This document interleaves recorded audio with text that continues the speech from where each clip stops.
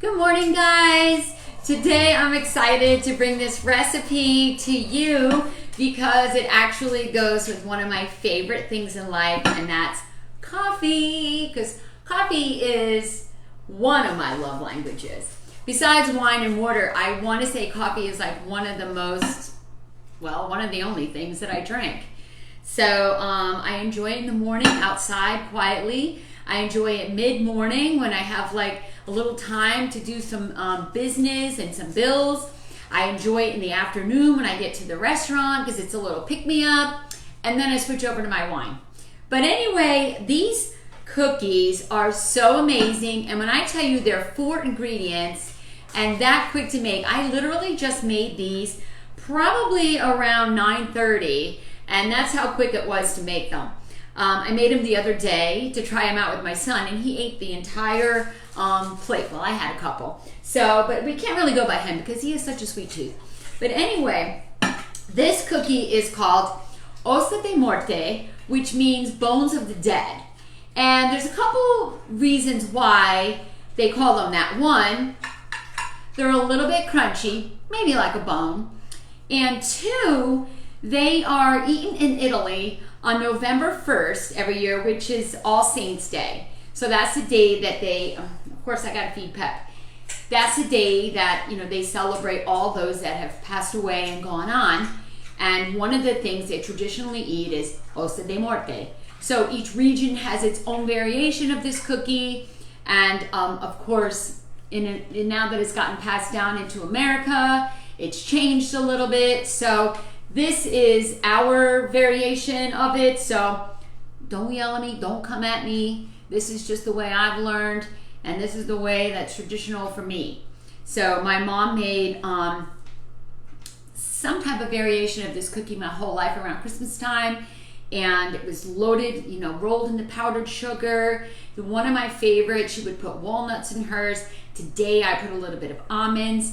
In Italy, they put hazelnuts and different spices. So I'm gonna walk you through this and show you how easy this is. Okay, so the first thing I'm gonna do, I have a glass bowl here because I want to show you guys exactly how easy it is to make these cookies. And I have my coffee pot all set up because I'm gonna brew a little cup of coffee while this is we're making these, so that I can show you how nice it is to dip it in there and to eat them. They're just a delicious little treat. You can wrap them up, you can give them to a friend, at coffee time or whatever. So here we go. Okay, so the first ingredient, which I have to get, the first ingredient is egg whites. So I bought the ones in the carton. Sometimes I like to eat an egg white omelet, but egg whites, and we're going to do, I think it was 1/4 of a cup. Now I'm going to, of course, write this whole recipe out for you, of course. So I already whipped them up. They're in the refrigerator. Hold on.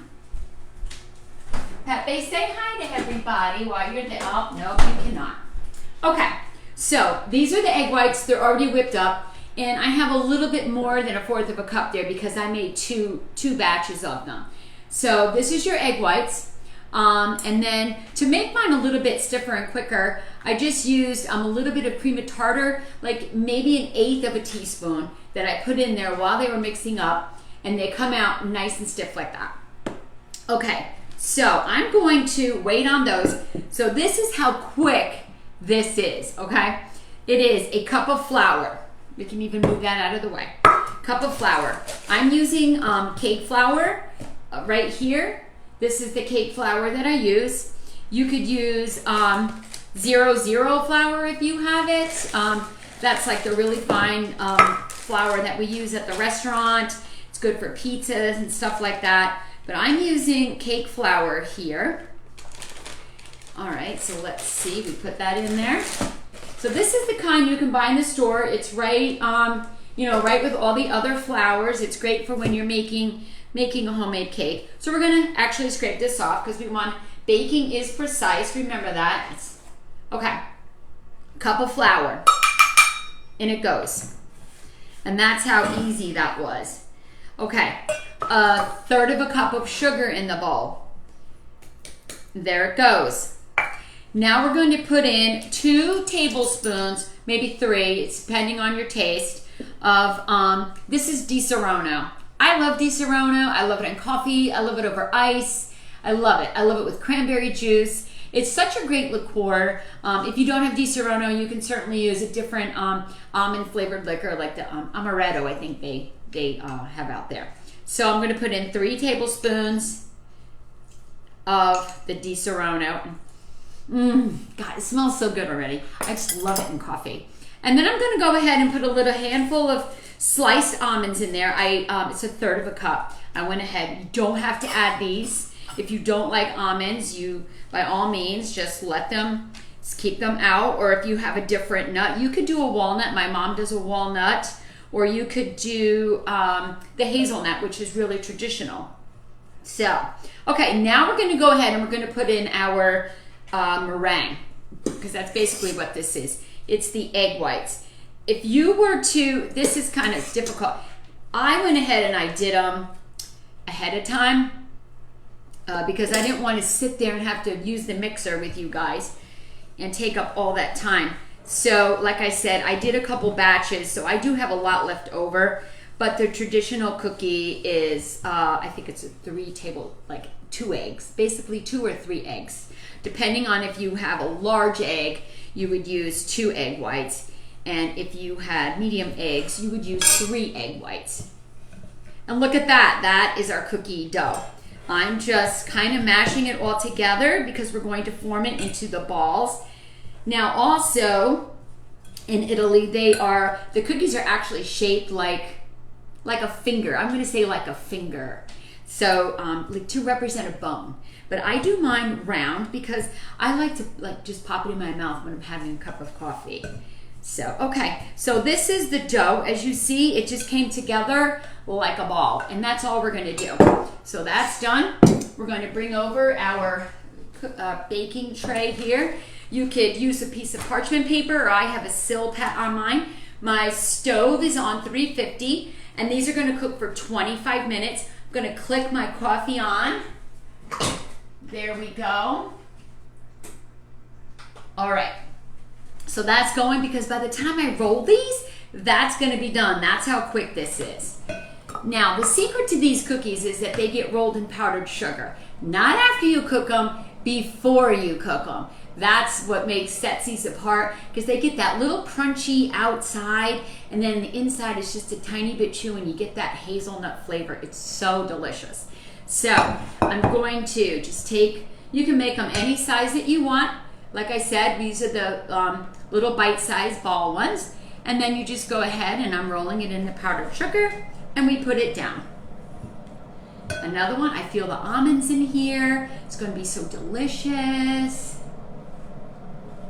Mark wants to join me on the video. Let me see, Mark, if I can get this.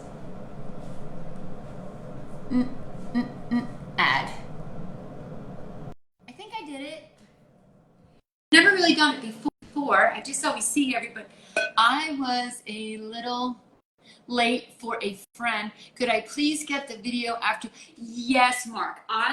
This video will actually be posted on my Facebook. It's posted on my Facebook forever. I save it and I post it, and then it even actually goes on our Amicis page, so you can see it on there as well. Okay, so let me just click out. I have an X up there from Mark. Continue. Yes. Okay. I'm sorry, guys. I'm still all new to all this technology stuff. So I start setting up my camera at like 9 o'clock, and then every time I get like a Facebook or a text or something, I gotta go all the way over and I gotta do it. So, I don't have a video person. Josh is in Georgia working, and Abby is home. So I'm doing the best I can. Anyway, look how nice these roll up. Simple little ball. And then I'm just rolling them here. I hope you can see it in the powdered sugar. And it just goes on. And I remember my mom making these, like I said, but I don't remember her rolling them beforehand. She rolled them after, because my mom's cookie was just a tiny bit different. Still one of my favorites that I love, but nonetheless, it was a tiny bit different. So look how quick they were. It was literally a cup of flour, a third of a cup of sugar, 3 tablespoons of Di Serrano, a few nuts, and 3 egg whites beaten and whipped. You cannot get any faster than that. You drop these off to some friends. They would love it. Say, hey, come on over for a cup of coffee. So, okay, and I already, look how many I already have done here. Just gonna finish these up. I see everybody watching, but I'm awful. Like I said, I'm so awful with this. I just, besides, you know, I wear contact lenses, but for some reason, I still can't see everything. So this is roughly gonna make probably a dozen cookies, depending on how big you make them. Like I said, I like to make mine bite-sized because I like to dip it in my coffee, and then I like to just pop it in my mouth. And they don't have to be perfect because they are supposed to just represent like a bone. Now, I'm making them round, but I'm going to show you if you wanted to make it traditionally like a finger, like a bone. Just take it in your hand and you just make it long ways like this. So that's how they traditionally make them, longer. And then you just roll it in here and you would bake it the same way. So it actually just looks like a bone. That's all. This is just, you know, my way. That's what's great about baking and cooking. There we go. Okay, I'm just washing my hands here. I smell my coffee. I'm excited. And Pepe is eating the rug now. He can't have these. So I'm actually feeding him some carrots just to keep him. Here, Pep. There you go. Okay, in the oven, 350, 25 minutes. Look how simple that was. So if I did not make these this way, I would have had a complete about 12, a little over a dozen cookies. So if you wanted to keep them this way, you actually get more out of them. The bigger you make them, you know, the less you're gonna have. So let me get my coffee. Okay, I actually made myself like a small cappuccino here, as you can see. So delicious. And I'm going to take one of these cookies. Now, remember I told you they're kind of crunchy, see? Kind of crunchy. And then if you try to open it up, it's got a chewy inside. And what gives it that consistency is the egg whites. It's so simple. Chewy, but yet so delicious. I love the flavor of the Di Serrano in it and a little bit of hint with the nuts in it. I looked for hazelnuts today. I must have used them all, but that would have been perfect with this. So we're just using some sliced almonds, which is just as good. And now I have an excuse to drink my coffee with you guys. So I hope you guys will enjoy making the osso de morti, bones of the dead. And we don't have to wait till November 1st to eat them. We can eat them anytime. You guys, have a great day. And if you're in South Carolina, stay cool. Drink water.